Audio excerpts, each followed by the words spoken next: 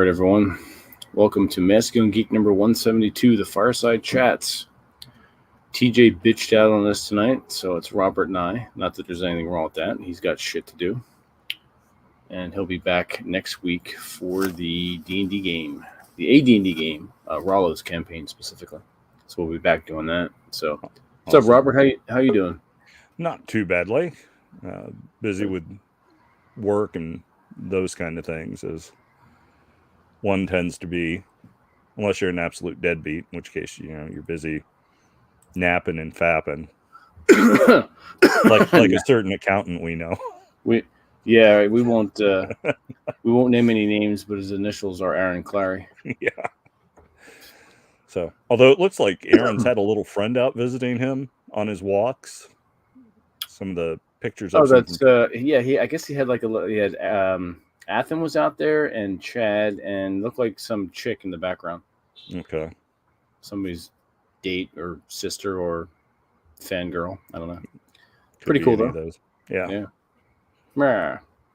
Well, it's nice that he's got someone to keep him company other than what is it? The dog of no particular value or something like that he calls him.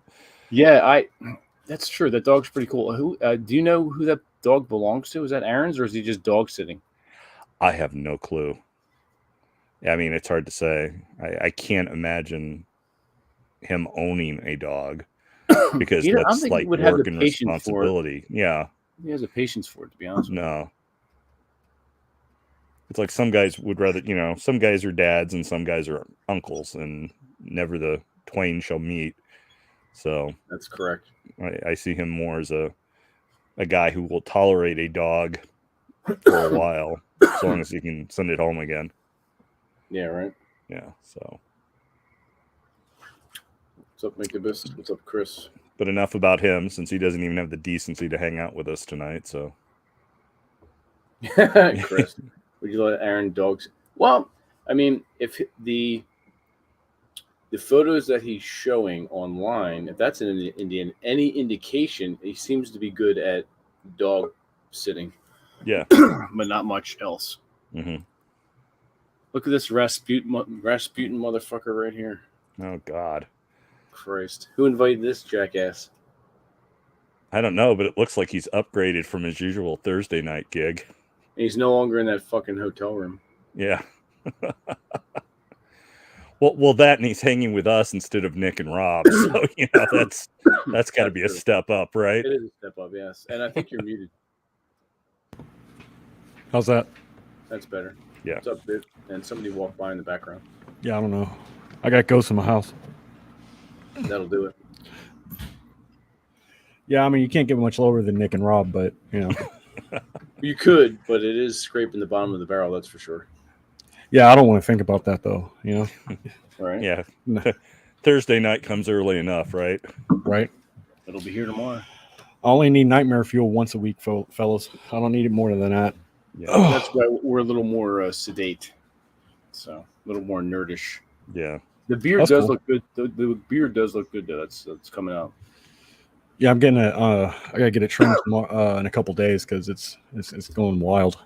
Yeah, which is kind of interesting since you do the whole razor thing, and yet you've got the full beard.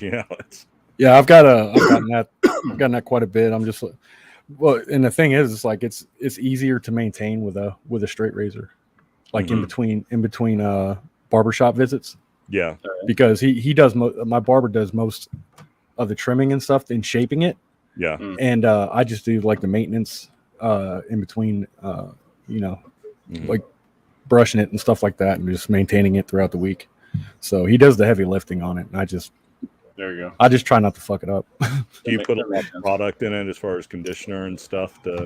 Yeah, I put so usually I put in like a balm, like a beard balm after I get out of the shower. Mm-hmm. So I'll just I'll dry it out, but not dry it out completely because I still want some of the water in there. Yeah, the moisture, damp.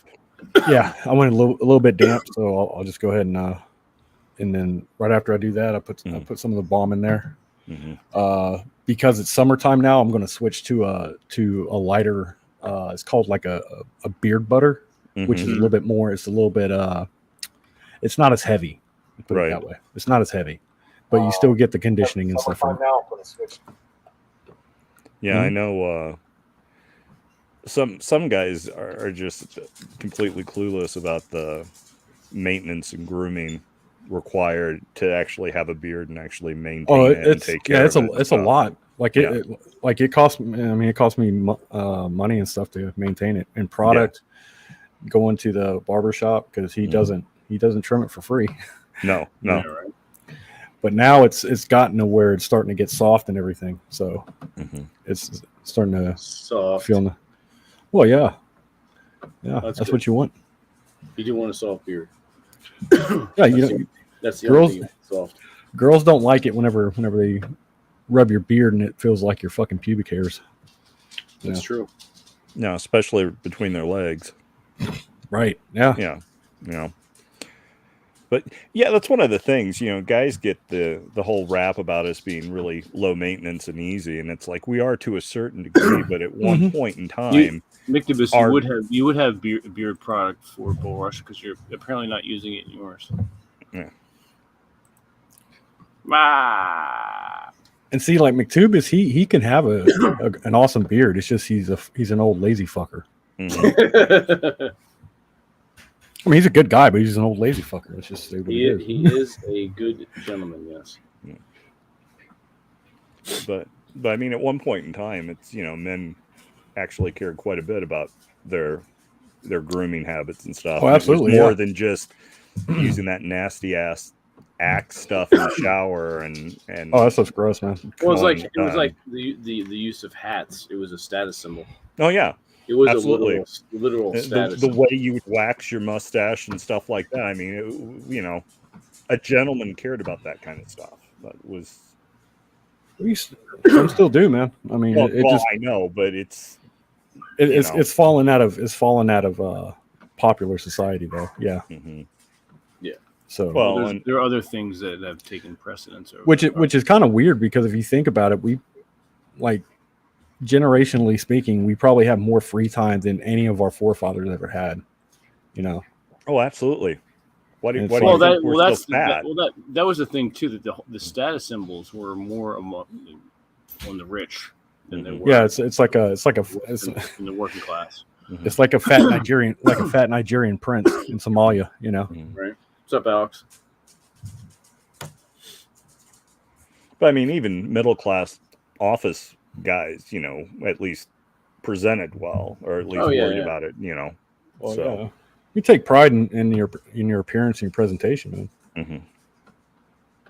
I think that's fallen off the wayside a little bit, but Well, when you have a 300-pound woman as the cover of Sports Illustrated, obviously appearance and grooming and things like that yeah, but and I'm health still aren't important anymore to anybody. well, not to them, but it is to me. And you Oh, can yeah. put 1,000 fat girls on the cover of Sports Illustrated, and I'm still gonna not give a shit. Yeah. Well, the open market's going to determine whether or not that's going to last. So, and Oh yeah, my guess is it's not going to last. no, it's not. No, it's not. Well, how much I money mean- did Gillette lose trying to pitch razors to guys by telling guys that they're worthless pieces of trash and they need to step up and do better? Yeah, that was a brilliant marketing campaign, wasn't it? Yeah, Yeah, but which I believe came up a woman came up with that. But they weren't. Yeah, because they weren't marketing the men; they were marketing the women. Yeah. Inside that commercial, Pretty much. men were not the target audience in that. That campaign was created by a woman, Mhm. not a dude, obviously. Yeah. Yeah, McTubis, I know I still make the best straight razors, but you know. This is true. Speaking of which, are you working on anything at the moment? Not right now. The only thing I have right now is McTubis. Is I got to complete his, Okay. and I finally got the. I don't know if I told him this yet, but I finally got the copper washers, copper washers from all the way from. I don't know, is Eastern Europe somewhere, and they finally made it over here. So that's a plus. I thought they were gonna get lost. Shut They're up, not Alex. stripped off.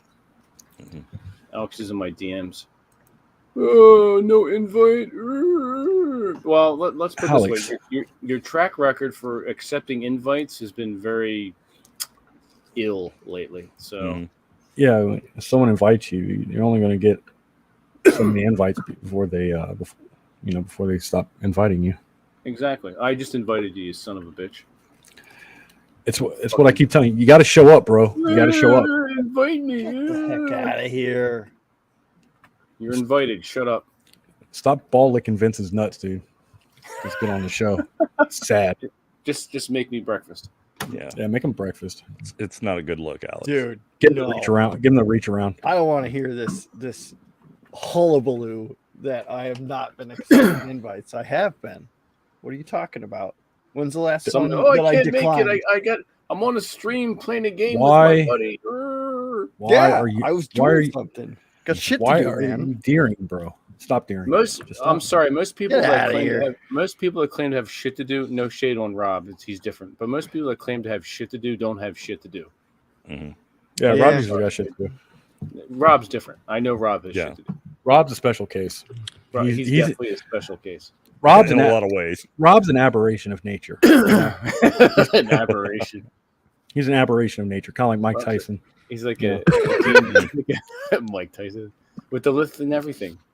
No, I mean Mike Tyson. Just his physicality. He was crafted by nature to take the heads off of men in a boxing ring. Mhm. That's his job. That's his calling. And he's not a particularly large guy as far No, as he's like- height wise. He's like 5'9" or 5'10" or something. Yeah. he's about average. Oh, height. really? I Yeah, looked like yeah, he he was is. larger. That's weird. Yeah, but you gotta understand though, he's like 5'9", 5'10", but when he was fighting, whenever he's boxing, he's 240 pounds. That's called called a brick shit house. Yeah. dude, right. he's a And this is Tank. bulldozer Bull of a Rush. man. Bull Rush. That's for you. You want to let them know about Lazarus Razors? Oh, well, I have my Lazarus Razors is on hiatus right now on the site until I get fully moved in to my new residence, and then I can get going on stuff. The mental asylum. Yes, They got Mental a asylum. suite for you, don't they? Well, they let me back in. See, they kicked they'll me out. let you back- with or without the straitjacket. Well, I was banging some of the nurses and stuff, and they, Yeah, Well, you you were got pregnant. you kept trying to find Screech or whatever the heck you guys called her. There's Followed her male, in there. there's male nurses put up a fight. I hear. you can get that rear naked choke on them and lock it in, man. They're done. They're Exactly. fucking done. They strap you down, fill you up with Thorazine. Yeah, and turn the tables on those fuckers. Hell yeah. That's right. So what's everyone drinking tonight? Founders. I gotta grab one. Go grab one. I don't have to go far. I don't have to go far at all. You got a little fridge back there. You guys are caught me off guard. I'm drinking ice water right now. Ice water. Yeah, Cheers to that. I'm gonna grab I'm gonna grab a beer though. Don't worry, I'll catch up. All right. I'm having Guinness, so Ooh, my Red man, wine. good stuff.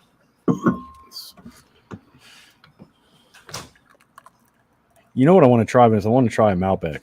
I haven't tried one yet. If you're gonna go with a Malbec, I would suggest going with something from Argentina. Okay. The South American soils, especially because a lot of the vineyards they're relatively new as compared to the Europe and even the United States, mhm. but they're up in the mountains, so that soil has all the minerals in the rocks Mhm. leach out into the soil, and the vines suck them up, and there's a good minerality, there's a good flavor to the berries, which is really interesting. So yeah, go with the South American. You said like Argentina. Argentina, yeah. Chile, Chilean Malbec. They're tasty. Okay. I'll try it out. And what was Dude, that wine? I'll send you some links. What was What's the one the- that's local to you guys that TJ really liked that was kind of sweet? Oh, that's Oh, it's Hawaiian Punch. Hawaiian Punch. TJ likes a good Hawaiian punch right to the nuts, right? We told them they told him it was wine, but it was actually Hawaiian Punch. That's Hawaiian Punch. No, it's sweet like that. It's called Shamong Red. Shamong Red. Shamong. And then there's a semi-sweet one. called Sounds like Goose- schmegma. No, that would be over at your place. So just step off. Sounds like a fucking tribe in a rainforest or some shit. Shamong is a town in South Jersey. The Indians in the area named it that. Any recommendations for a good Malbec? I don't know any. I don't remember them offhand. My wine journal is inside in the kitchen, and I'm not getting up right now. But I will post. I'll do a community blast on YouTube. So pay attention over the next week, maybe this weekend since I have off, starting now. I'll do a list of some really good Chilean and Argentinian wines, Malbecs. I'll go on Amazon and order some face shields since you'll be blasting. Yeah. But Shamong means horned one in the Lenni Lenape dialect, and horned one. There's a debate on whether that is referring to deer because of the deer in the area, right, or the Jersey Devil, the horned one. Yeah, I don't really care. They're peasant civilization, and we kick their ass. So just make my wine, bitch. Yeah, I don't care what their language. We also is. had the first Indian reservation, Indian Mills. That's fine. South Jersey. That's fine. Yep. Do y'all still have any Indian reservations in Jersey at all, or no? We have land that's owned by Indians, like the Rancocas Nature Preserve and a few other ones. I don't know if they're legally considered Indian reservations as far as the extra stuff they get from the federal government. It's possible. I don't know. I have to research. They get a bunch of kickbacks, man. I mean, shit. I'm sure they probably do, but I'm sure they're also a non-profit as well. Oh, they're profiting, bro. Don't worry, they're profiting. They are. God damn. Off the American women. You rarely ever see in history where you have a civilization come in and dominate another civilization, and then they put them on reservations. Like usually it's either a genocide or they get the losing civilization gets bred out of existence, or they basically folded in. This wasn't really a government installation, as it were. Mm-hmm. It was recognized and given certain qualities and functions and dispensations, but it wasn't something where the government set it up. Mm-hmm. So, yeah. I mean, they shouldn't look a gift horse in the mouth anyway. Just shut the fuck up. Yeah, they just shut the fuck up and take it. Exactly. Where's James? That's what happens when you lose. Where's what? Where's James? Shut the fuck up. I don't know. Well, I mean, anytime I send him an invite, he's working. So it's like I look at it this way: he knows when we broadcast. He follows Twitter, and if he's not working, he wants to come on. He can do what you did. Where's the invite?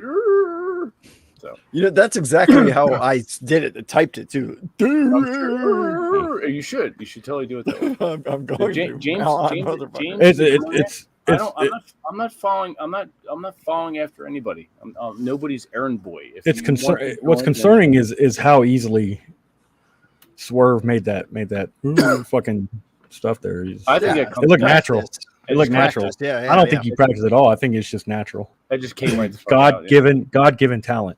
That's exactly. Right. That's a superpower because we know your superpower is not shut the fuck up. No. My superpower is the Spurg Whisperer. That's right. You and Rob are Spurg Whisperers.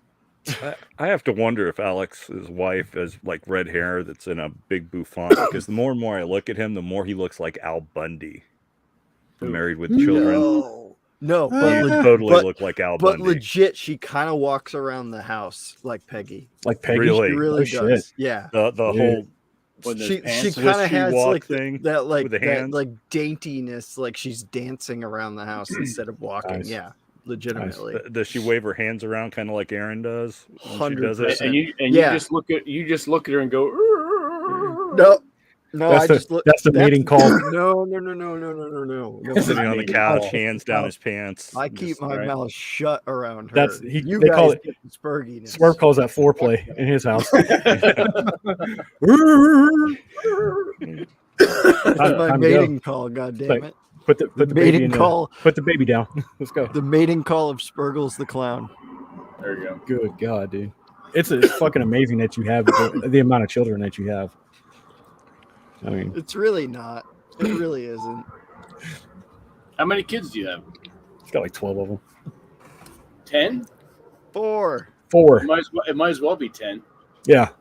No, So you're basically absolutely right. So essentially, you had sex 4 times. Yeah. At least that I could prove that. Yeah. And then twice she probably raped you.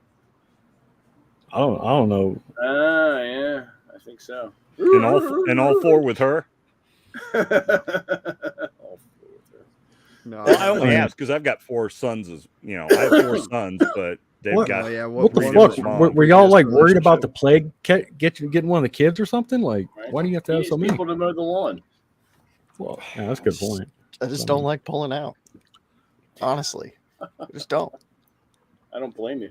I just don't like to do that. There's nothing more caveman like than blowing a load in a woman's vagina. You have no idea how correct that is. I know. Actually, no, you do. I do. Have We an all idea. do, right? Of course, I Too do. many people don't know that. That's I the mean, problem. At any rate, at least our pullout game is better than the U.S. Army's. That's for damn sure. Was that too soon? Sorry. Nah, it's not. Oh yeah, our government is retarded. Yeah. Christ. I like it whenever a girl texts you and tells you don't have to wear a condom because she had a hysterectomy. It's like, There you it's go. like, Make how sure you sweet. get, make sure you get proof of that surgery. Oh yeah, that's why I'm always like, I need to see the ultrasound, sweetheart, or All an right, X-ray or something. I'll give you a story. I'll give you a story. Oh, we don't want a story. When I met the wife.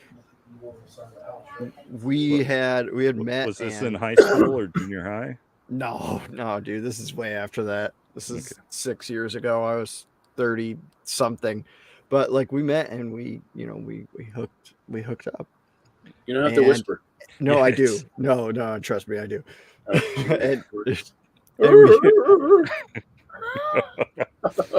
wonder if we all do that loud enough, she'll hear it and come into the room thinking he's Yes. He's got his headphones on. She won't hear it. You'll hear him laughing though. Like, Motherfuckers, I'm trying to give some sage advice about genuine desire. Motherfuckers got a go ahead. Yeah. Hit us with the genuine desire story. Well, she wasn't like on the pill or anything like that, and I mean I have a vasectomy now, but I didn't back then. It's a little kind of late for Obviously. that, isn't it? Yeah, Yeah. but whatever. The damage is done. Yeah, you're right.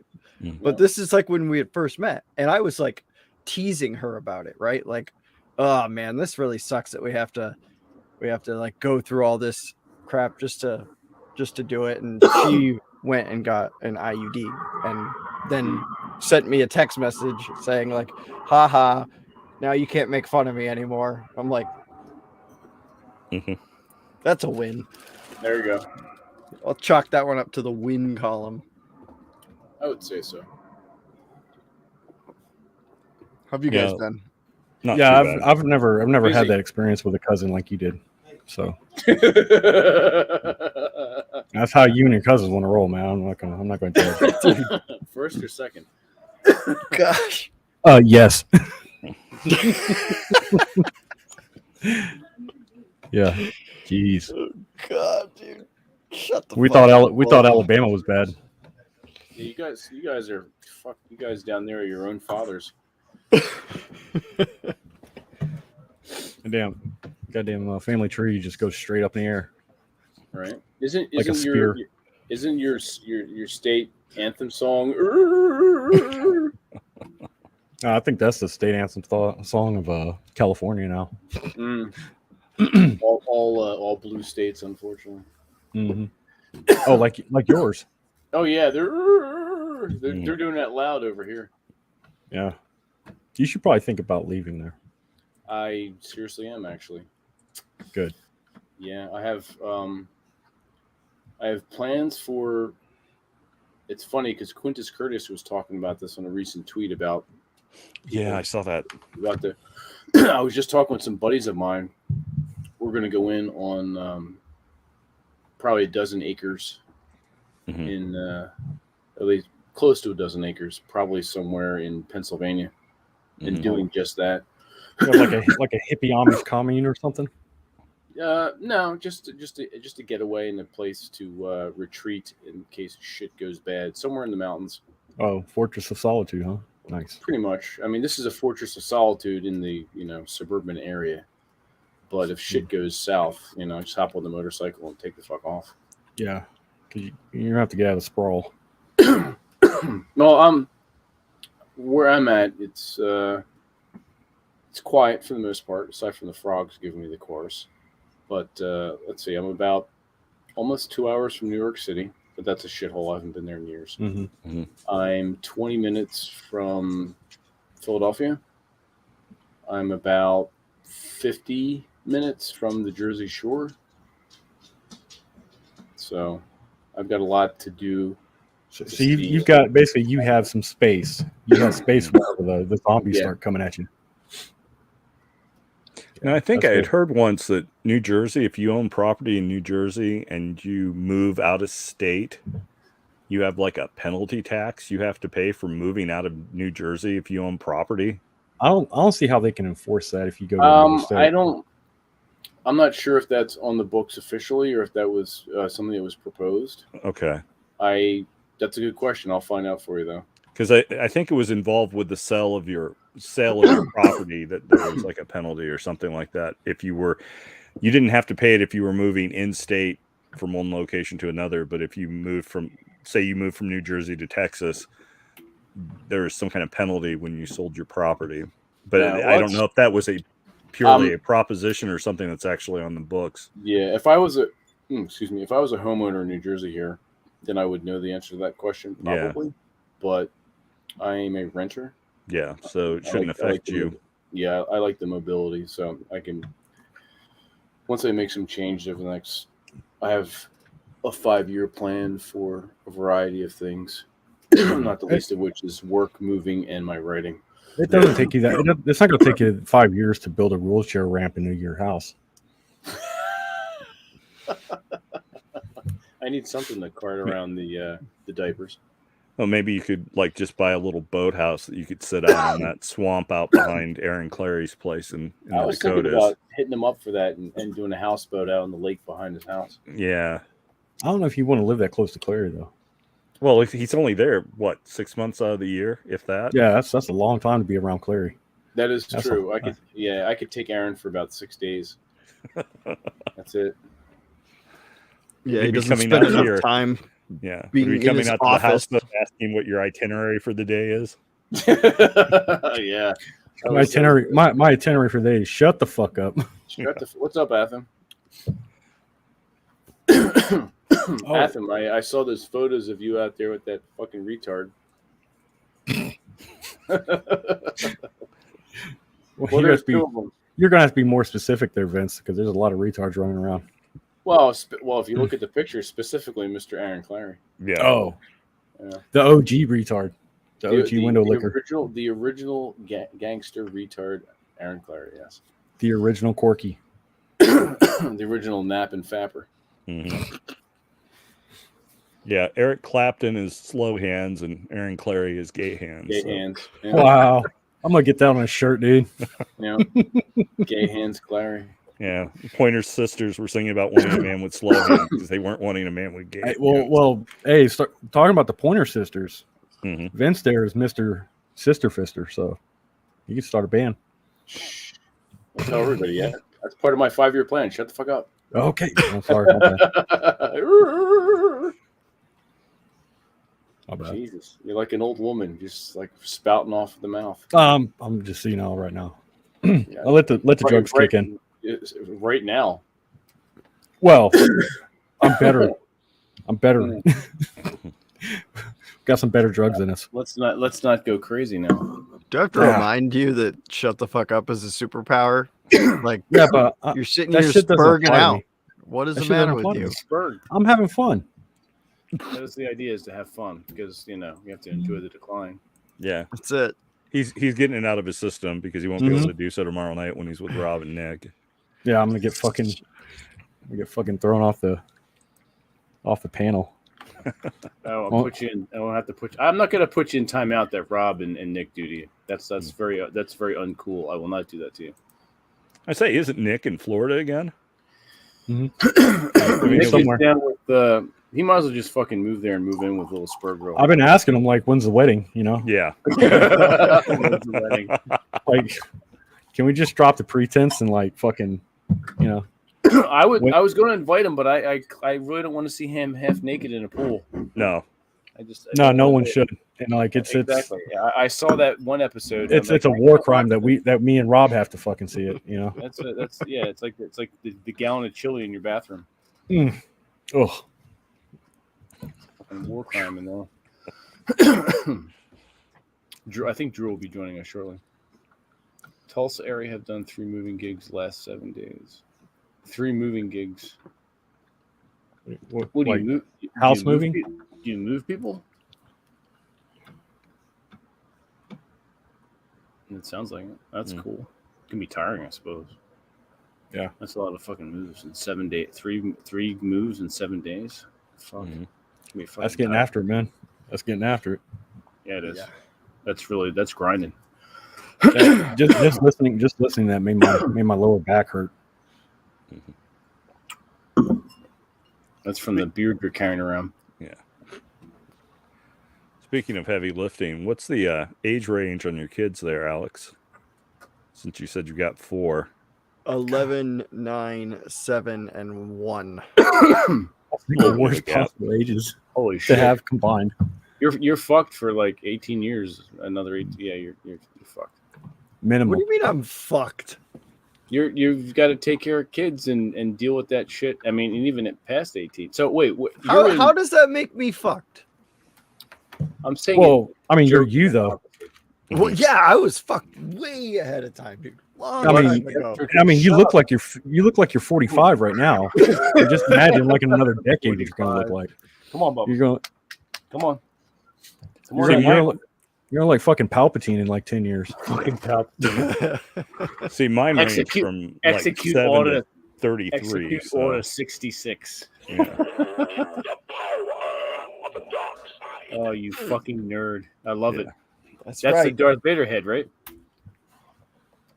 That's awesome. It's just like a little plushie. The I don't know what the. Did you beat your wife with that?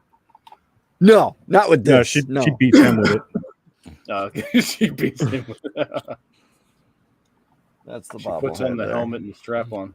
They have some interesting role play over there. That's for sure. I try not to judge. No, I'm not fucked though. Stop that. I'm not at all fucked. I'm fucking king. Are you kidding me? Oh, I saw some photos of your backyard. Look pretty fucking cool.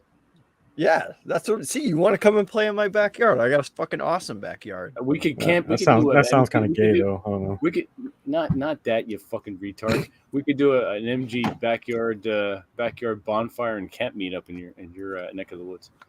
For sure. That'd be cool. There's a lot of good campgrounds around my area. Yeah, and unlike Noble, there's no scorpions, right? Yeah. I Yeah. don't want to deal with that. But you have to go bug hunting like aliens if you stay over at Noble's. They only sting a little bit. They're not that big deal. Come here.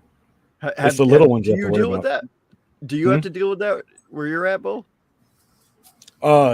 Not scorpions. We have spiders to deal with, like brown recluses and black widows. If you go out towards like West Texas, like the hill country, they got scorpions all over the place. I say you also got feral hogs down where you are, don't you, Bullrush? Yeah, we got a bunch of them.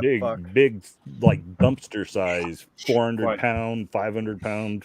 They're getting big, man. I mean, there's been articles written recently that people are knocking down 300-pound feral hogs, dude. And those hogs are only supposed to be about like 200, 225 at the biggest. But they really have no natural predator, because ranchers have all but eliminated wolves and stuff around here, so they don't have natural predators. They've killed the mountain lions for the most part. So mountain lions, wolves, they're out of the picture for them. Really? So feral hog, ranchers have pretty much decimated both those populations over the past few decades. And so that was besides humans, That was the only predators for feral hog. Mhm. And yeah, they're getting a free run. Mm-hmm.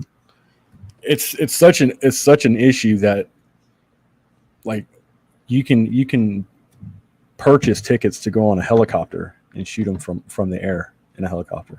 Oh, yeah. There's like 2 businesses out of Houston out here that make that happen.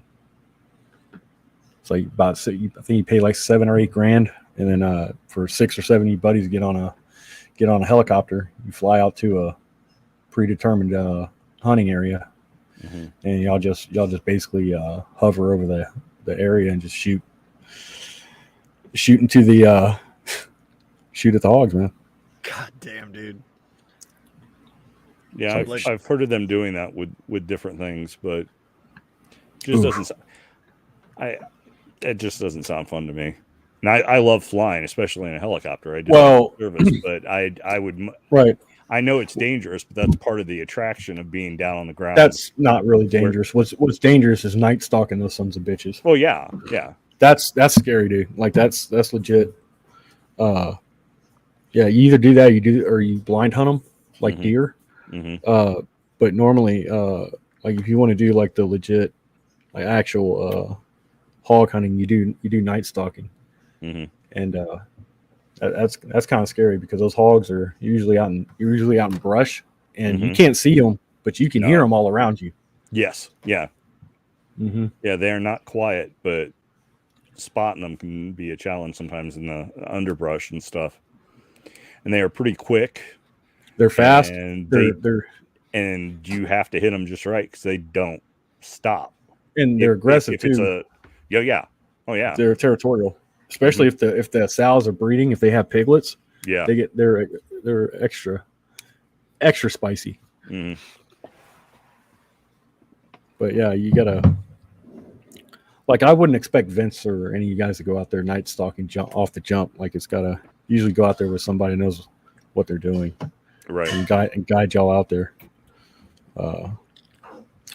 Rob, he wants to shoot tracers out of him. That'd be awesome. We're gonna put him in a blind and just let him That- have at it make with some the tracer business- rounds. Make the business correct. We will do a MG hog hunt. Yeah. Village by the pig. Yeah. Yeah, I was gonna say we've talked about it a couple times about going down to Tejas, Well, and COVID kind of screwed all that stuff up too. It did, but we'll be out It's- there. What's the season? When is it? Oh, it's open season year round on feral hog. There's no tag limit, We should no probably- licensing. The only thing that there's like no restrictions on feral hog. That's how bad it is. What And, would be the cost for a weekend of hog hunting? Yeah, roughly. Ooh. speaking. You're looking at a couple thousand, or probably about a couple $1,000s That's fine. per guy, That's per fine. guy. Yeah. But I don't know how you would you'd also have to consider like if you're gonna what are you gonna do with the meat and stuff like that? Are you gonna keep it, or are you gonna? I'd have to have you ship it back to me. I'd just pay you. That's fucking expensive. That's gonna be expensive. That's fine too. It's not Okay. easy. All right, Daddy Warbucks. Goddamn, I didn't know. I'm just telling you. We'll send you some hogs. Send me some hogs. I don't have enough of the 2-legged kind where I live. Well, it'll be nice to shoot some of them. yeah, yeah, It's like a there's family reunion. Yeah, there's some pig Vince won't eat. So This is very true. This is very true. Yeah, when that porker has a gun, it's no fun. Mm-mm. Yeah, well, they can barely lift their hands. It's so fun to watch them try though too. That's true. There's an entertainment value to it. That's for sure. There's always an entertainment value for people. In a variety of ways. arms Really? flapping like turkey necks. And, yeah, That's It's a right. gift that keeps on giving. mm-hmm. Correct. That's why I don't want someone to lose weight, because then all my entertainment will be gone. And I'll be sad. Exactly. All I have left to fucking laugh at is fucking Swerve there. Fucking. We're gonna pull out. I'm gonna pull out that We- soundbite and throw it in. Yeah, we need to make it a phone ring, or whatever the fuck it is. Absolutely. It'll be You know- like you the know, Don make the- DeMarco. Right. Get a soundboard clip of it. Shut up, Mowgli. So we need to get a soundbite of the F from Swerve, and we need to get a soundbite of fucking Vince hacking up a lung every. Well, every I 10 do. minutes. You don't need a soundbite. I get that all the time. Yeah, I just want to have it on my phone though. when I call or text you or DM you, it's Yeah. just me hacking up my lungs. Come on out, you Yeah. fucking retard. This fucking cat's killing me. Is it? I've never seen that cat on its legs. You're at it like an old fucking lady. What's the matter with you? He's a pain in the ass. Jesus Christ, just a What's up, cat. Drew? Speaking of old lady, Dude, that cat is fat as hell. he is fat as hell. I've never seen a picture of him where he's like up on his legs. He's always laying down somewhere. Well, he's up now. He's over here. He's a great moth catcher. What he'll do is he'll slap down a moth and then gnaw on it for a while and then wait for me to open the door so he can go inside the apartment and then eat it privately. I used to have a girlfriend that did that too. Would eat moths? Yeah, all that. It didn't last long. She was kind of weird. Kind of. Kind of a niche fetish, isn't it? Hey, I don't want to be one behind, man. Jeez. I think you're always one behind, Bull. Oh, I probably am, but you know, Yeah. no use fanning the flames. You know, you got to get in where I can fit in. Exactly. How are you doing, Drew? How's the home gym setup going? It is halfway there. Nice. We got our hammer strength leg press, the tibia dorsiflexion off screen to get our leg curl and seated leg curl, leg extension. Waiting on about 5 more pieces that should be here sometime early June. Assuming they ship this week, but I think they're coming from Illinois, but they get a bunch of stops. They're delivering equipment all over the place on the way. So And they've got to So pay the- $20 a gallon for diesel. it's fucking insane. That's part of the reason we got this stuff now. We're going to move in a couple of years. We're going to get a bigger place. I've got maybe about 300 out of this whole room, maybe about 350 square feet that I can dedicate just to the equipment. But probably going to go about Come to 500. Texas. Come to Texas. Texas. Houses are cheap still. Is there a state income tax in Texas? No, Hmm. we have sales tax, consumption tax, and we have property tax. How much is the sales tax? Depending on what county you're in, it could be anywhere from 6 to 8% sales Not the tax. same here. Ours is 7, I think. I think Houston. I think like in Houston, Harris County is like 8.25% percent sales tax, and they're high, like them in Dallas. Yeah, sounds like it. Shit. But we decided to get the stuff now instead of wait until we're in the new place. Although when we get there, we'll get more equipment. But I wanted to get as much as I could fit in here now because between the cost of steel and delivery costs and everything else, if I waited even just a year to get the same stuff, because when I talked with the sales guy at Life Fitness, who owns Hammer Strength now, he said that, these quotes are only good for so long. He can give me a quote, but if I don't get it, then he can't guarantee the same prices after a certain amount of time. And yeah, it might be a sales thing, but Raw materials. it's been a mess. This, I don't know, you can see this black frame back here in front of the Gadsden flag. Yeah. Body weight multi-exercise station I designed back around 2011. And I used to have a company in Gainesville, Florida that built and sold them for me. They refurbished and they built other exercise equipment. It cost me $1,000 per unit. And that was with them taking their cut. So they were profiting on that as well. Wow. Now, if I want to have this built locally with everything, including, all the hardware, powder coating, upholstery, the works, it would cost me over $2,000. And I'd have to assemble it myself, which the guys up in Gainesville, they did the assembly and everything. They handled the shipping to the customer. I didn't do anything. They sold them and we split the profits. And that was it. I would get checks from them every once in a while. And it was a great arrangement.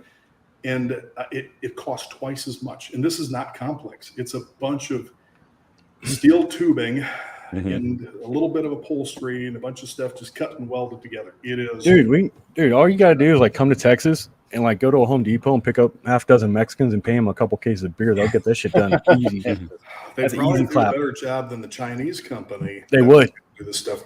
And that's the other thing. I had somebody approach me. This was just before the shit started with the pandemic. And he represented a company that was based out of Hong Kong, but did their manufacturing in plants in China. And they said that they'd be able to get these built for me for about $400 or $500. Turns out, after everything happened, now, if we want to do that, I would have to place an order, a minimum of 10, enough to fill a shipping container. And just to get them built and shipped to a port in Miami, which who knows how long that would take, it would end up costing me over $2,500 a piece. And that's before I have to pay any import taxes. And then I have to get them picked up and shipped from Miami to a storage facility. I have to have a place to store them. It's insane. It would probably end up costing me upwards of 300, maybe 30, or not 300, 3,000, 3,500 each. I could not, unless I was selling a massive amount, I wouldn't be able to sell enough to make it's not even worth it. I just stopped selling. So it's just too much of a pain in the ass. So I know we wanted to get this stuff, and I figure, you know what, fuck it, we're just gonna get it. We're gonna get it now. The couple pieces that we can't fit in here, I debated buying anyways and just storing for a few years, but we need to know how much space we're going to have, whether we are able to get a place that works or have to build an addition or whatnot. So I figured we'll get this, and then at least it'll save us that much. And we did a couple other things too. There's a bunch of things that we wanted when we moved, and we said, fuck it, we're going to just buy all the shit now, because who knows how much it's going to cost in another 3-4 years. Yeah, like that. That's not much of a profit margin. That wouldn't even pay for your steak bill every week. The profit margin on exercise equipment, even before all this shit started, was already really low. And another big problem with commercial exercise equipment is, as soon as the stuff is used, you're only going to get about half of the new prices resale.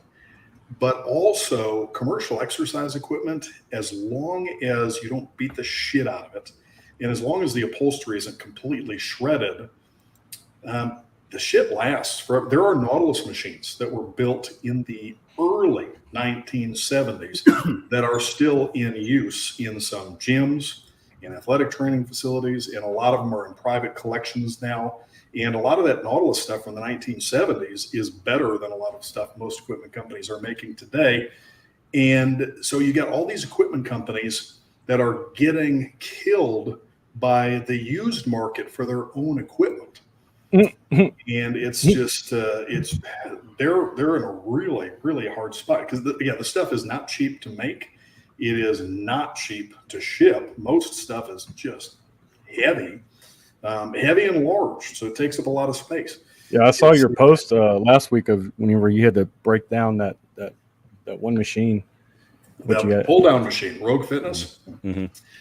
That thing is 9 feet tall. It's about 6 feet long, and the widest part was a little over 40 inches. They shipped it on a pallet that was so long, it was like a 10-foot pallet. You had to have the double long pallet jacks to be able to move it. It was a pain in the ass getting off the truck. Oh, wow. Rogue Fitness makes phenomenal equipment. Really, really well built stuff, solid. If you're looking for free weight stuff and everything like that. But the thing was so fucking tall, and it was right in the way of other stuff that we wanted more. But to ship something like that, it was almost 800 pounds, not including the pallet.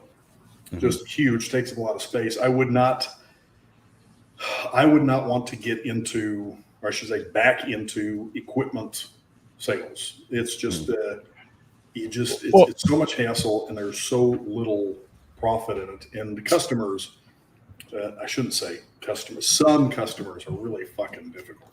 Well, I have a quick question since you're here and you're the weightlifting guy to talk to. If I fuck a fat girl, is that considered progressive overload?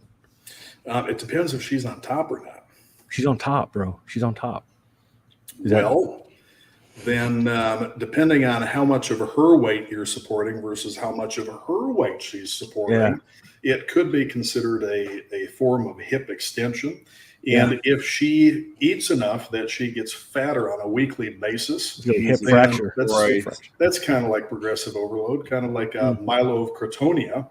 I don't know if you guys know the story. He started training by picking up a calf and carrying it around the stadium area. And every day he would carry this calf, and as it grew and grew and grew, he would get stronger carrying the heavier calf. So, that's calf, heifer, sort of the same thing. I wouldn't recommend it, but. Well, you got to lift with your legs, right? You wouldn't have to in this case. Yeah. And possibly a forklift. So you just get one of those cherry pickers for tractor trailers. There you go. I like those. Get a harness. I'm if you can find one that fit. Well, here, Strapworks.com does custom webbing, and they have heavy duty polyester webbing. I think 2.5, 3 inches wide. All right. Well, that's tensile strength on that stuff is make a sex swing out of that thousands of pounds. You could have that's nice and all, but the question is, why are you fucking fat chicks, Polish? Oh, it's just a hypothetical. Oh, okay. Yeah, hypothetical. He's asking for a friend. I'm asking for a friend. I'm asking for Bacon actually, because Bacon must have sent you a DM. Mm-hmm. You sent me pictures, which I still have nightmares about. You bleach your eyes. Tell Bacon to just buy a cherry picker and have a custom hoist/swing made. Or I tell him just move to Ohio where Red's at and just run backwards through a cornfield butt naked and get it done. Go out for beers afterwards. That's how you do it. How's that cigar taste, Vince? It looks good. It is good. It's new. It's a Plasencia 149. That's a dark leaf on there on that rack. Well, it's not a Maduro, but it is pretty rich. It's a very good evening after supper cigar, and it came recommended by my buddy at the cigar lounge. Picked it up today. Was out on my motorcycle wandering. Is it pairing well with the wine? I want to say yes, but let's do it. Hang on.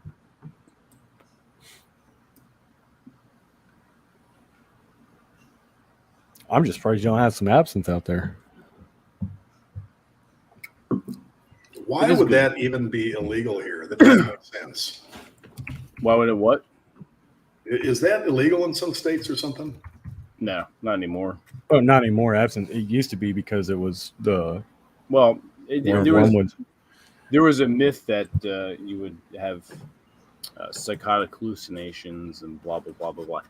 The problem with that is you'd have to drink the alcohol would kill you long before you'd have hallucinations. Yeah. It was more of a. It's kind of like with almonds. You got to eat you have to eat your weight in almonds to die from the arsenic. It's more of a control thing, than anything. And not only that, it also the idea behind, oh my God, we might hallucinate if we drink this. Well, that's only going to sell more absinthe. Mm-hmm. So, yeah. Absinthe for me is a bit of a mood, and it depends on which girl I'm with. Right now it's not the mood. Mm-hmm. I'm not sharing it at the moment. I think the last bottle of absinthe I had was about a month and a half, 2 months ago. That's how I feel about cocaine. It's got to be with the right girl, Well, you don't want to snort that off the ass of just any woman, right? Still not one of your fat women. Yeah. At least one with decent hygiene. Yeah. Well, you could always roll her in the cocaine and find the wet spot. That's drug abuse, bro. That's just straight up drug abuse. I will not be party to that at all. That's a lot of different kind of categories of abuse. Yeah, none of them good. Nah, not at all. But I'll get back to the absinthe. Don't worry. I may do a few how-to videos again, like I did before. Now, does the sugar mellow out the licorice taste, or? Well, that was the idea, because in the 20s, the big thing was sugary cocktails. Right. And I know a lot of guys. That's not a man drink. Whatever. Yeah, but they weren't drinking the hooch that was being produced back then, though. It was kind of.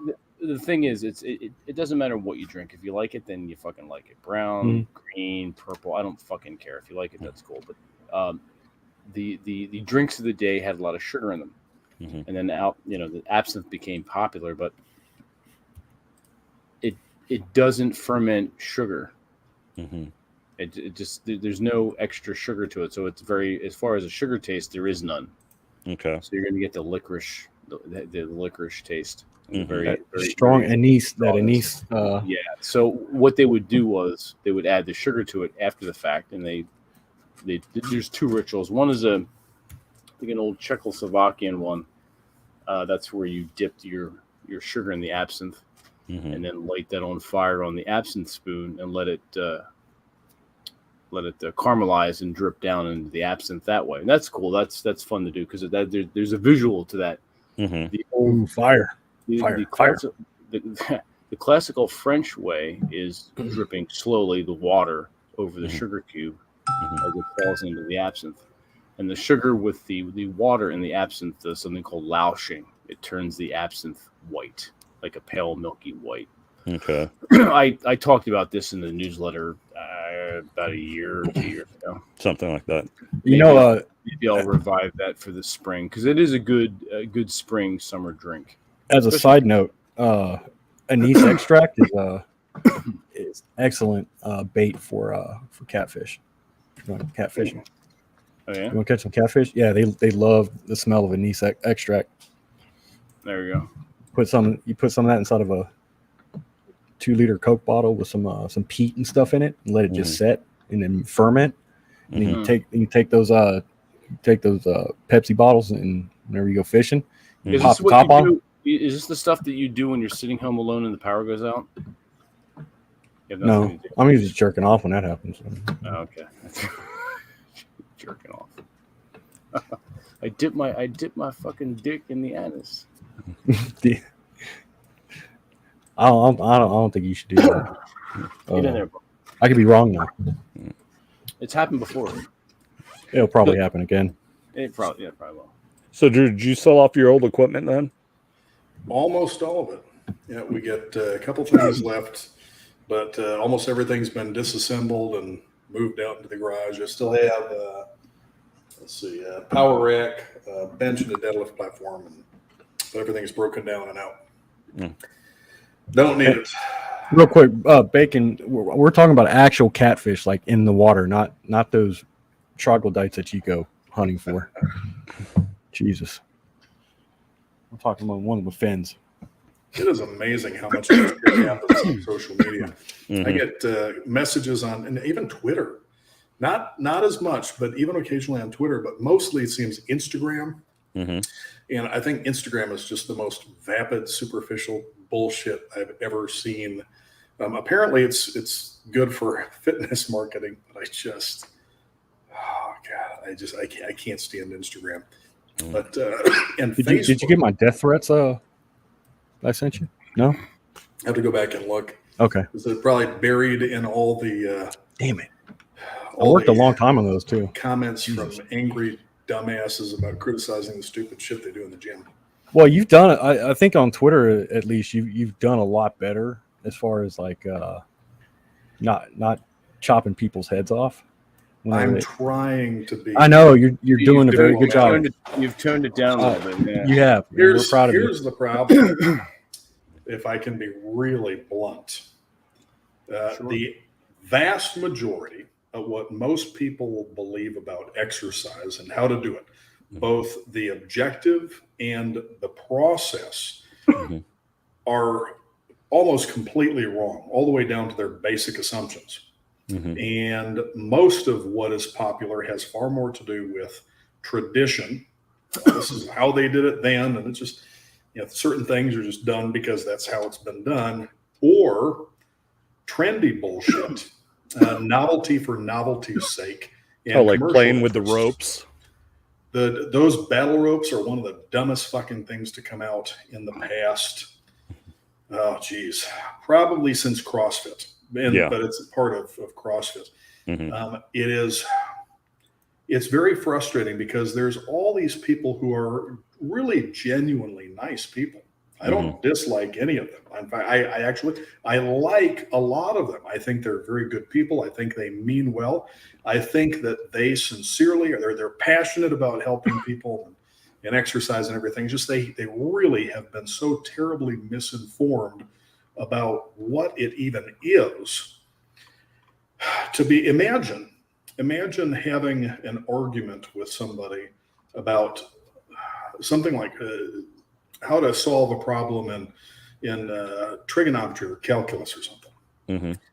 And they are absolutely convinced of doing it a particular way that makes no fucking sense at all. And you keep going back and forth with them about this until you finally realize the problem is they never even learned to count.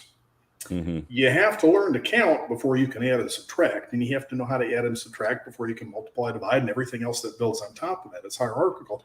And their misinformation, their erroneous assumptions go all the way down to the absolute roots of what they believe. So a lot of times you can't even have a discussion with people about this stuff because there are so many layers of misinformation to dig through because and they're convinced of their expertise. So it's very difficult. So it really is frustrating, but I realized, and I still have a difficult time with this, I can't just go online and say, listen, you don't know what the fuck you're talking about. This is absolutely and completely wrong. Because somebody that might otherwise have eventually come around, and it might take them a while, but if they're at least somewhat rational, they might eventually come around, would probably just completely, shut me off right there because nobody likes to have somebody come at them, especially people who are holding themselves out as experts. But most of the people giving most of the bad advice are experts. So instead, say, well, yeah, this works, but keep in mind that there are other things that you could do instead that work just as well or better, but that are safer and more time efficient. So it's not what you're doing is absolutely stupid. It makes no sense, but rather there are some better ways to do this you might want to consider. Although sometimes you get people that are attached to stuff, and sometimes there are things that are so fucking stupid. And I'm going to just name names here because this guy's one of the biggest morons. There's a guy named Jim Stepani, and he gives a lot of and I'll say stupid advice. And recently I saw what is probably the stupidest thing that I have ever seen. And the fitness industry is full of stupid things. So to do something this stupid, it's monumentally stupid. It is the absolute fucking dumbest thing I have ever seen. And that is to perform what is called an inverted shrug. You set a barbell inside a power rack about waist height, and holding that, you invert yourself so you're upside down, and your feet are just resting on a chin-up bar above to keep you vertical, and you perform shrugs doing this.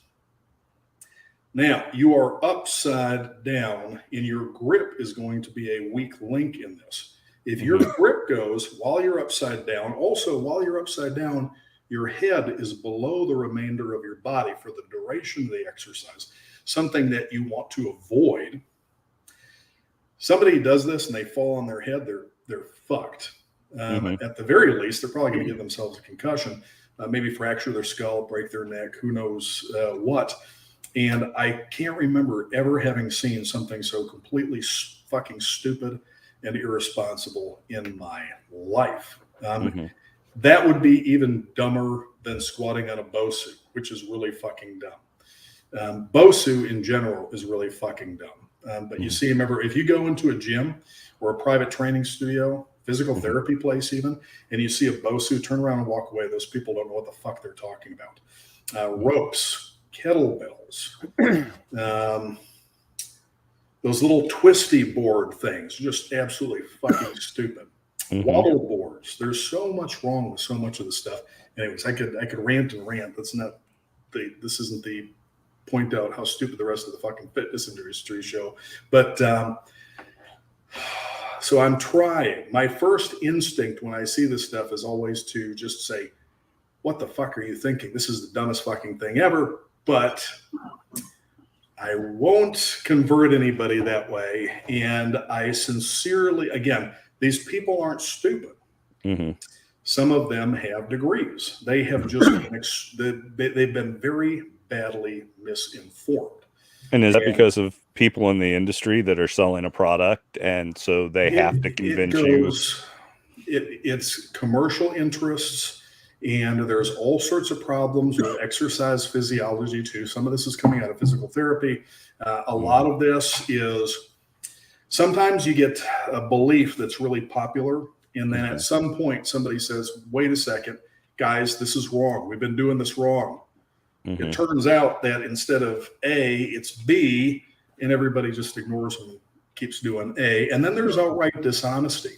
Example, they're way back, like before, I want to say this goes back earlier part of the last century. There was this idea that motor skills were more of a general thing, and that if you were able to improve your balance, for example, that balance was just kind of a general thing. If you practiced balancing, doing something, it would improve your ability to balance doing other things.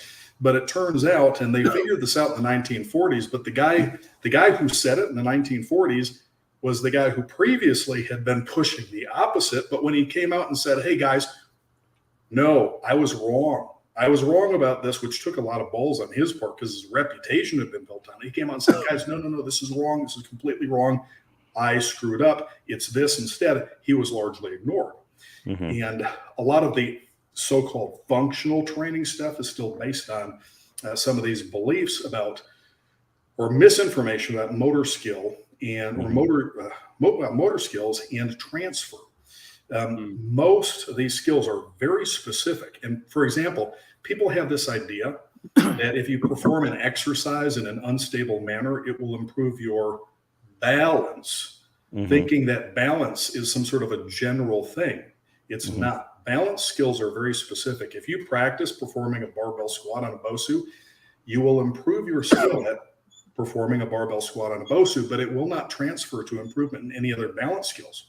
Even you see this in physical therapy. Physical therapists have people performing these things that do not result in positive transfer to other activities. There's positive, indifferent, and negative transfer. If a skill transfers positively, and it really only transfers the same activity, it means that you are improving the skill. You become better at doing this thing. Indifferent transfer means two different activities. If you practice this skill, it has no effect at all on this other thing. But there's also what's called negative transfer.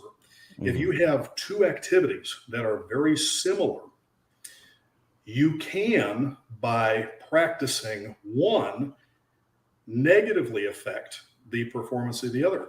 And this is something that they actually use in some of these carnival games. You'll see these, like the basketball throws. If you practice shooting free throws with a basketball using a regulation ball, and a regulation hoop at regulation height, then you are developing a particular skill. And if you change the size or weight of the ball, if you change the size of the hoop or the height of the hoop, it's going to throw you off. And so if you were to then go to these carnival games and try to do that, you could be a good basketball player, but because of those little differences, you're going to be off. You're not going to be able to sink the ball. The people who run these particular games practice this stuff with that ball that's that size, that weight, and that hoop at that height, and are able to do well because they practice it. But if they attempted to play, pick up basketball with a group of people with a regulation ball, regulation hoop height and everything, they would be off because it's just a little bit. Or if you have a musician who practices with a particular instrument and then has to perform with an instrument that maybe has a string spacing that's just a little bit different, or the relief between the strings and the fretboard, the tension. If something is just a little bit off, then they will have negative transfer because of the difference in what they're doing. So there's the idea, and this is a big problem with it's the basis of actually a lot of things like CrossFit and a lot of functional training stuff. They believe that by taking activities and mimicking them with weight or performing exercises, loaded tasks in a manner that mimic other activities, that it is a more functional way to improve your strength than these other activities. And it's absolutely not the case. In some cases, there's not going to be any transfer of skill at all. There's nothing about it that improves the strength. And in some cases, depending on how close the movements are, you can actually have a negative skill transfer. This is just one thing. The whole field of exercise physiology largely was developed using VO2 max testing. And VO2 max uses the Beckman card as a device that was actually developed for measuring VO2 minimum in comatose patients. And it is a very poor tool for actually measuring this during exercise. And also it is completely worthless because VO2 max can be heavily influenced just by skill in an activity, but they've got so much of their field built up around this. For example, if you're going to perform, let's say you got two different people. Let's say one of them is a very well-conditioned person, very strong, very good cardiovascular condition, but they never use a cycle ergometer. They never practice the activity that they're going to be tested on. Now, let's say we have another person who's overweight, out of shape, but they're smart. They know the trick. A few weeks before they have to take their PFT, if they know that they're going to have to do VO2 max test, they practice using that particular cycle ergometer that they're going to be tested on. Even if they are not in very good shape relative to somebody else, because of having adapted to that specific activity, and not because they're better conditioned, but because they're able to perform it they're more skilled, so they have better economy of movement. It is not as demanding, not as fatiguing for them because of the better economy of movement. Even being in worse shape, they will do better on these VO2 max tests. VO2 max is almost completely worthless, but most of exercise physiology is built around it. And then a lot of physical therapy research for a long time was using isokinetics dynamometers for testing. And this is back in the 1980s, but I think it was back in the 1980s at the APT, the American Physical Therapy Association thing, somebody found and did this presentation, and it was completely overlooked. It was like shush, don't fucking say that. Turns out that a lot of the research up until that point, they had not standardized damp settings for the measurements. And it turns out that if you use different settings, everything's all over the place. So without that, none of the shit was standardized. It was completely worthless. So somebody finally looked at this and said, holy shit, we just invalidated, decades of other people's work, but it was, largely ignored anyway. And there's so many problems. And I don't want to names or get into too much, but I actually went back to school for a little while for physical therapy, thinking, it'd be nice to add that and be able to bill out for doing this, because I get paid for training, I get paid for consultations, but I can't legally say that I'm doing physical therapy, although I know more about how to do this than most of them. And that is not me being arrogant. That is just the absolute truth. Most of them do not have the first fucking idea what they're doing when it comes to programming or instructing exercise. It is most of what passes for exercise instruction and physical therapy should be considered malpractice. It is so fucking bad. It is ineffective at best, and it is counterproductive and potentially harmful at worst. And what I've seen prior to this, and what I have dealt with my own clients and stuff that I've heard talking with other trainers and people who do know better about what their clients have gone through with physical therapists, and it's just so it's the field of exercise science. There's problems there. They're still trying to catch up to shit that they should have known since the 1970s or even a little bit earlier in some cases. It's physical therapy. It's the fitness industry, though, is one of the worst because there is so much bullshit because of the commercial interests and trends, and they have to keep either coming up with new trends, which are mostly bullshit, or recycling old ones with newer names, which is just recycled bullshit. I mean, it's mostly bullshit. Okay. It's just a complete fucking mess. Sounds like it. Jesus. All right, everyone. It's an hour and 18 minutes. We wanted to keep this around an hour. Bull Rush was busy jerking off, so we're going to call it a night. There you go. Let's go around, do a little housekeeping. Thanks for coming on, Drew, too. Always a pleasure to see you. Yeah. And to answer... Wish I made the last show. I caught the end of it, was listening for a while. It was fucking amazing. I saw the Blackmore documentary. It's just... Yeah. Was that good? I hope it is a part. Oh, it's just fucking awesome. We're gonna have him on again, and this was his idea, not ours. But he thought it would be a good idea to come on, and all of us have we design a game live, and just in the moment, and spend a couple hours doing the mechanics and all the dice and all kind of how you set up in the yeah. So I think that'd be great for us to do with him. Yeah, that would be absolutely fucking amazing. Right? What it would be. Holy shit. I'm glad that was a popular broadcast lately. So it was awesome, the whole thing. Or at least I haven't rewatched it yet. I only caught the last half, but definitely, yeah, you definitely want to watch it. I mean, we went for what, 4 hours? Almost 4 hours, yeah. That was probably one of our longest running guests as far as time wise is concerned. It was really good. You probably could have talked to them for another 12. We talked for briefly afterwards, but I had to get up for work, and we were all tired.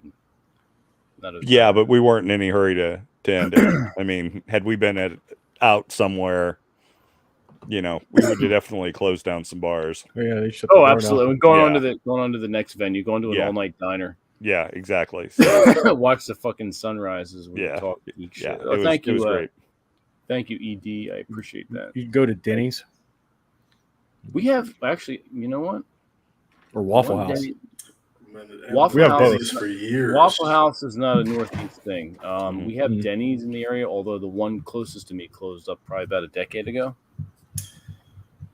We have just Jersey diners. Denny's is just a ripoff. It's funny. Denny's was going to be called originally. The name was, I think,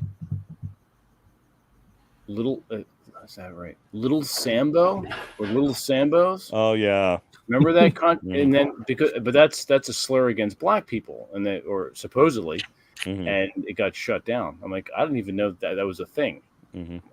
So, I guess they just it's called Denny's about that shit. I mean, we still have fucking Cracker Jacks. Nobody complains about that, right? Seriously, I don't give a shit. Right, Drew. This is for you from Mictibus. It's it is 20 a month monthly, but 15 a month yearly. And I thought about that.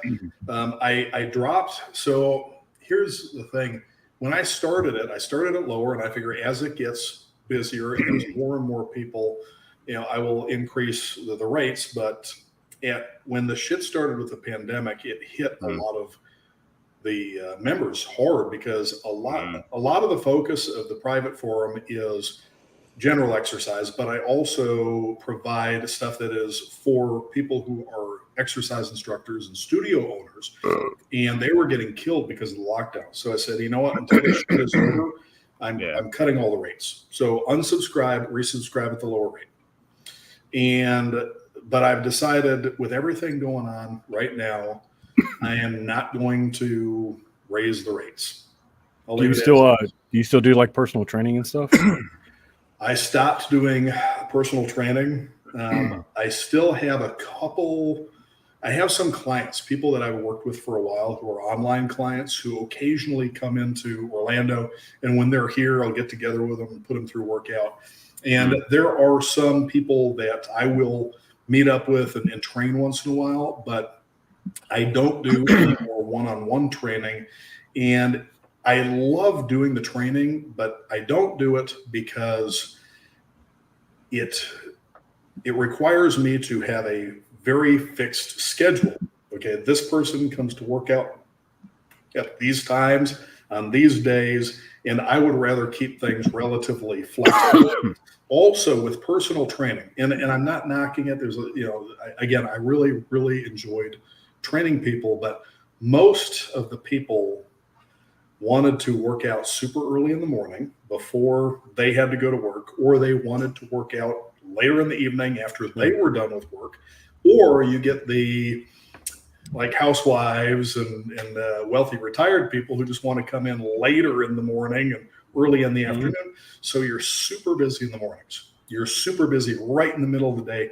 And then you're super busy later in the day. And it's very on and off in between. So, when I was at my busiest, I might have been doing 12 to 15 sessions daily, which isn't a lot. And it's half-hour sessions because that's all you need. If you exercise correctly, you do not need to be in the gym more than that. Most people are wasting their time. If they're in the gym for an hour, 2 hours, they're wasting their time. They're doing a lot more than they need to, or they're sitting fucking around instead of training.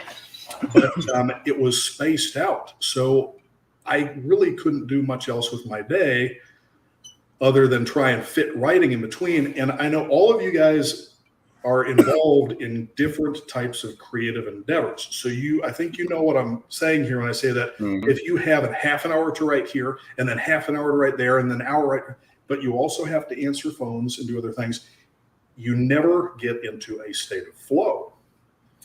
So I gradually started cutting back in the number of people I trained, doing more writing, and occasionally did consultations. And I don't mind doing consultations and stuff. I don't want to get into a really busy regular training schedule. Not that I don't like it. It's just I prefer to write, and I prefer to work on the education materials and just do the consultations. If somebody really, really wanted me to train them, I would, but it would cost them probably $200, $250 a workout. Well, the other part is like they'd never get the lift right to your standards though. Too. they can. Oh, it's possible with a certain amount of time. That's the other thing too. And I'll try to give you the super short version. Every once in a while, I'll have somebody say, "Hey, I'm going to be in Orlando. Would it be possible for you to put me through a workout?" And they assume that they're going to show up, and in 30 minutes, they're going to get the workout and they're done because they have absolutely no idea how much they need to learn to be able to do this stuff correctly. I would usually spend maybe about a half an hour, 45 minutes at least, just giving them the basics of the basics that they need to know before they even touch a barbell or a machine. And then for any individual exercise, there is so much more to how to perform them than most people realize. Even if I were to rush them through the instruction to teach them a few exercises that they might do in a half an hour workout, I might spend an hour and a half, maybe 2 hours, just teaching them how to do them correctly before we could go through that. So people grossly underestimate how much more there is to this than what they realize. So they don't know how much time I would have to put into it just to rush them through it.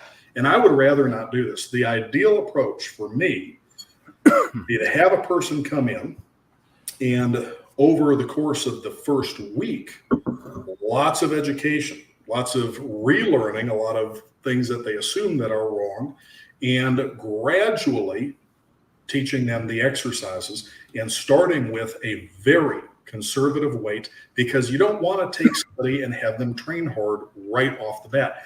They need to learn to do it right before they do it hard. And if they're going to do it as hard as I have people do it, they have to have a period of time of what we call break-in training, where we gradually acclimate them to it. And I would usually take 2 to 3 weeks to build a person up to this while gradually adding exercises in, teaching them more, answering questions, correcting, trying to fix the issues with their form. And if you give a person a few weeks, they will be competent if they're taught correctly and if they have decent motor ability. Then within a few months, they might be good at it, but most people still have a lot of things that they need to work on with their form. It's something that they will continue to get better at over time, but nobody is just going to come in and get a workout in 30 minutes. I'll give you an example of what happens when we just take somebody and put them through a workout and do this anyways. When I was in college, I worked at this Gold's Gym in Green Bay. And where we were training our clients, we had a line of Cybex machines, a line of hammer strength machines. There's all these free weights that stretched all the way to the back of the gym. And we'd all these meathead bodybuilder idiots, power lifters and whatnot, who really thought they were training hard because they were heaving a lot of weight around sloppily. And they would see us training our clients. And our clients don't look like they're training hard because they don't engage in a lot of dumb fucking histrionics. A lot of people think that, grunting and making the faces and yelling and slamming weights is hard training. You mean making the swerve, making swerve calls for sex? The mating calls? It's theatrics. It's complete theatrics. None of these people are actually training hard. They're fucking kidding themselves if they think they are. They have no idea what it actually means. And I know there's a bunch of guys that see this and roll their eyes. Oh yeah, I don't know. No, you don't. You don't have a fucking clue. So we would get these bodybuilders and say, oh, these guys aren't training that hard and everything. And they would talk shit and occasionally say, hey, well, you know what? Let me put you through a workout. Mm-hmm. And I remember this guy, and this one really stands out. We've done this to a couple people, but there's one that really stood out. Big, red-headed guy, pale. Good sized, strong, muscular guy. And my boss at the time, Mike Moran, put him through a workout. And it was only a few exercises. Stiff-legged barbell deadlift, hammer strength leg press, hammer strength pull down, hammer strength chest press, hammer strength low row, and the hammer strength overhead press. And I remember because we had these machines lined up, and that's a lot of times the order that we'd put people through. Jesus, but man. What we would do is have them perform the exercises moving extremely slowly. We wouldn't let them heave or bounce or throw or jerk the weight. About 10 seconds to lift and 10 seconds to lower the weight. No stopping to rest, no stopping to catch their breath. You see people squatting and they'll take a deep breath, which is fucking stupid. You don't hold your breath when you're squatting. You breathe freely. You don't need to perform Valsalva's maneuver unless you're trying to do it competitively. They go down, they go up like that, and then they stop there and they take a bunch of breaths at the top resting. No, you slowly lower yourself. And then as soon as you get to the bottom, you stop. You don't bounce. You stop, but you don't sit on your calves either. Or with a leg press, you let the weights touch, but you don't sit them down. And then you just barely start. You take another 10 seconds to lift, but you don't lock out your legs. You avoid the last 15 to 20 degrees of movement so that you don't give your thigh muscles or hips a chance to rest. And then you repeat. We usually use a weight that would allow them to do this for about somewhere between 1.5 minutes and 2 minutes continuously. And then we would immediately, no rest, move them to the next exercise. None. So how long does it take for them to regain the use of their legs after that workout? They would usually be stumbling after the leg press, and sometimes they would be walking okay a little bit afterwards. A lot of people required floor time. But it wouldn't take a lot of exercises to do this. Now, consider most people, they do a set, they're doing like this. Their entire sets take 15 to 20 seconds, and they're not really keeping the target muscles under relatively continuous tension. They're using more momentum than anything else. They're focused on making weights go up and down instead of on using the weight to efficiently load and deeply fatigue the target muscles, which is what we want. This is going to be a gross oversimplification. There is so much more to this, but if we want to stimulate the body to produce an improvement in the function of some system, we need to identify what that function is and place a significant demand on that function, on that organ system's ability to perform that function. The function, not the only one, but the primary function of your muscles is to produce force, not movement, force. Movement can be a consequence of force, but so can resisting movement. Where it's not about making weights go up and down, it is contracting the muscle against resistance. What we want is to contract them against a challenging enough level of resistance that we very deeply fatigue them within a relatively short time. Not too short, because then we don't have enough fatigue. Not too long, because then we don't have enough tension, and you end up recycling some of the motor units recruited instead of getting through all of them. So we want to use a weight that allows momentary muscle failure to be achieved within about 1 to 2 minutes. We want to momentarily weaken the muscle to tell the body that it needs to increase the strength of that muscle. It's not about the weight you lift. It's not about how much work you do or power output or any of this other dumb fuckery that a lot of people believe. It is about efficiently loading and very deeply fatiguing the target muscle groups in a relatively short time, but without destroying your fucking joints in the process, which is a lot of the problem with what other people are doing too. Anyways, after Mike put this guy through this workout, went in the locker room, we didn't see him for 2 hours. When we saw him, he was sitting in a chair in the front lobby. Now, I mentioned earlier, this big red-headed white guy, and he was pale.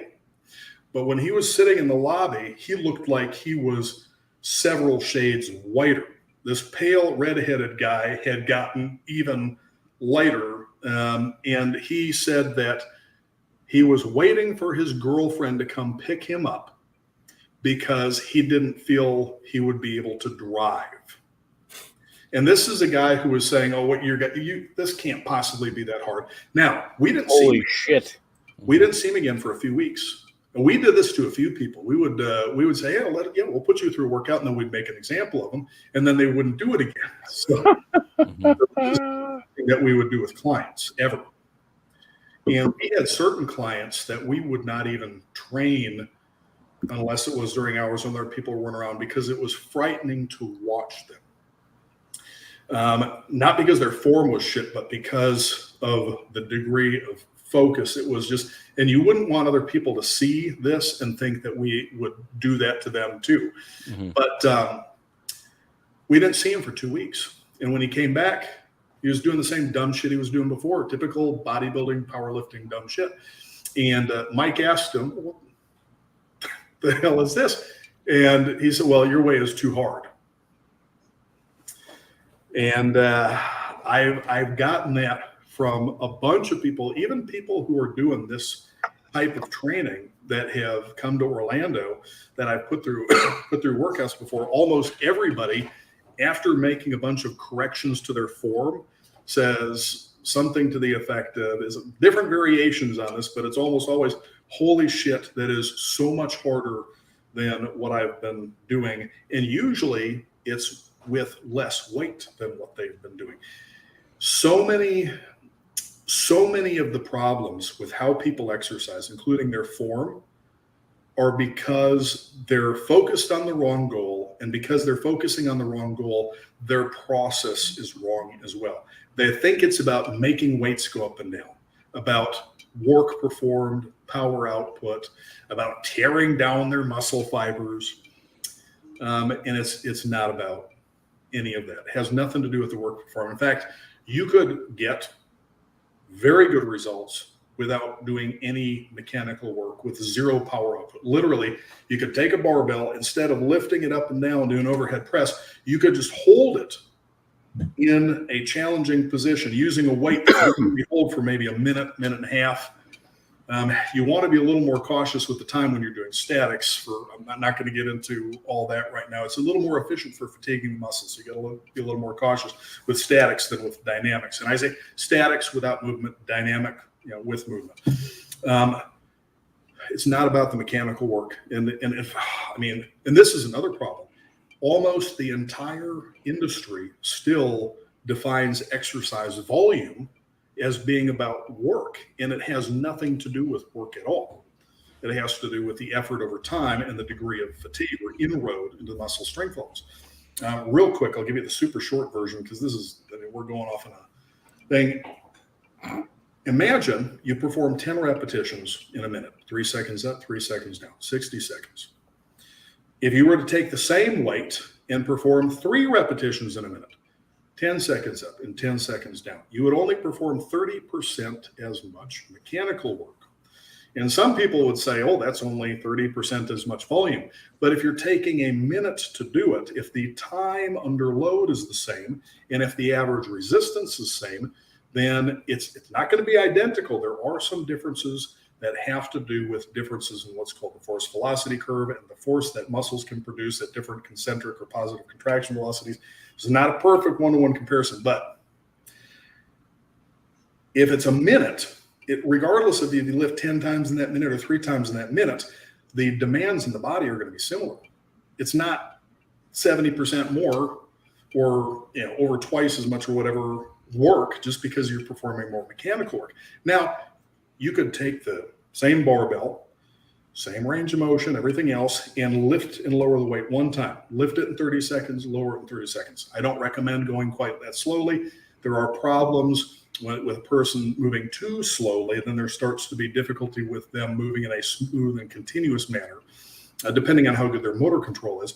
But for the sake of example, that's only 10% the mechanical work of lifting and lowering 10 times in the same amount of time. But the tension on the target muscles, the time that they are contracting against a certain amount of resistance is going to be the same. And so the effect on those is the muscles are going to be the same, but you are not going through as much movement. You don't have as much of a difference in peak forces when you are accelerating, changing direction, so you have a lower risk of injury. Now, let's say we don't lift or lower the weight at all. Let's say we find a point in the middle of the range of motion where the resistance is the average of the resistance for the entire thing. And this is another thing. Most of these fucking morons don't know the difference between weight and resistance. No fucking clue. I hear so many people say so many completely dumb fucking things about the difference between weight. They don't fucking, so weight is simply the attraction, of gravity on an object. What is the force of gravity pulling on this fucking object?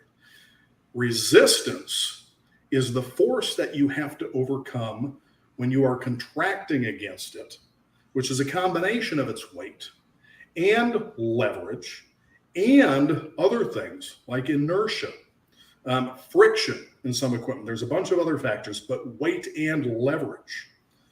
So anyways, so many dumb fucking experts don't even know the fucking difference between weight and resistance. And this is really fucking basic shit.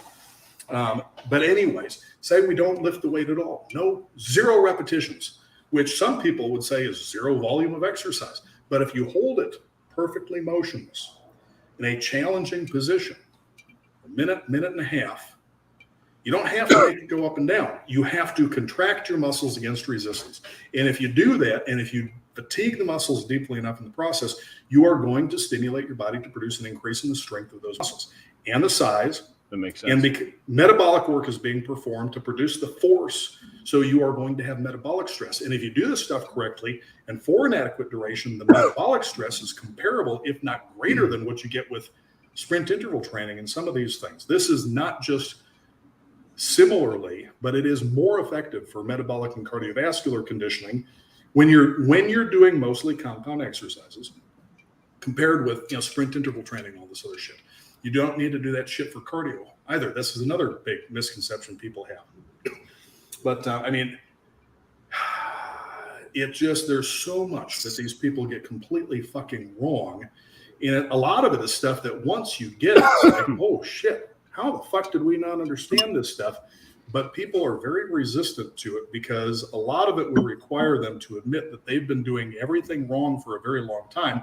And if you've based your entire business model on this, or worse, if you've been training other trainers and saying, this is how we do it, it's really hard for some people to go back and say, hey, guess what? there's a better way of doing this, and we've been doing something, some things completely wrong, so we're going to do it like this instead. It is a lot of people are having a hard time with that, but there's just so much bullshit. I literally, we could talk about everything wrong with the fucking fitness industry and all the things that they believe that are completely We have to bullshit have you. We have to have for you hours and hours and hours. We have to have you back on to talk about this stuff. Is actually pretty fascinating. But all right, now we're an hour and 42 minutes in, so this is actually gone very, very, very quickly. Oops. Thank you for joining us and talking to us about this. I start running my mouth on this stuff, and I just no, it's good stuff. The chat appreciates it. You should ask Drew about I appreciate the chat. Ask me about what? Ask you about state governance.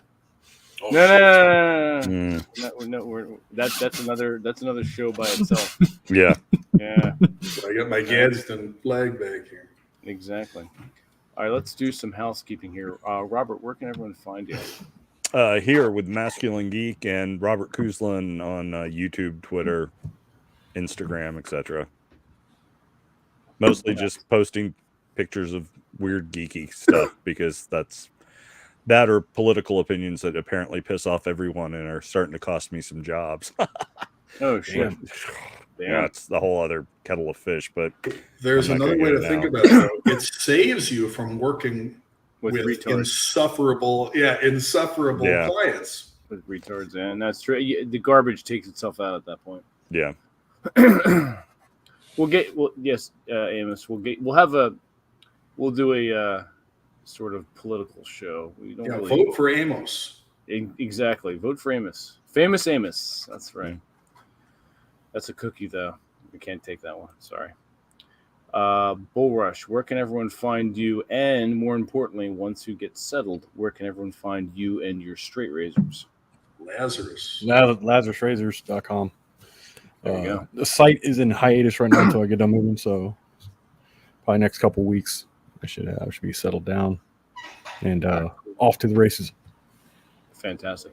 Last but not least, Drew, where can everyone find you? Bitching at dumb trainers on Twitter. So Baye.com, so BAYE.com. And thank you. There you go. And also, that's the private forum. And I'm on Twitter at Baye Drew. I used to have Drew Baye, and I had a much, much larger following, but I got banned for Ron and I had to restart it. So now it's at Baye Drew. All right, cool. All right, sweet. Everyone that is listening now, everyone who's listening later, thank you for joining us. It's always a pleasure. Always a pleasure. We're not going to have anyone take us out, so we're going to end it for the evening. Thank you for joining us. This upcoming Wednesday is the next Advanced Dungeons and Dragons game with Mr. Raul Tomasi, the Rational DM. So stay tuned for that, and then we're going to get Drew's campaign in shortly thereafter. So be on the lookout for those notifications, primarily on Twitter. I'll also come up with a interesting Malbec list, and I will post that on Twitter and also post that on the YouTube community as far as sending it out to everyone here. All right, everyone, until next time, enjoy your weekends. We'll talk to you next Wednesday.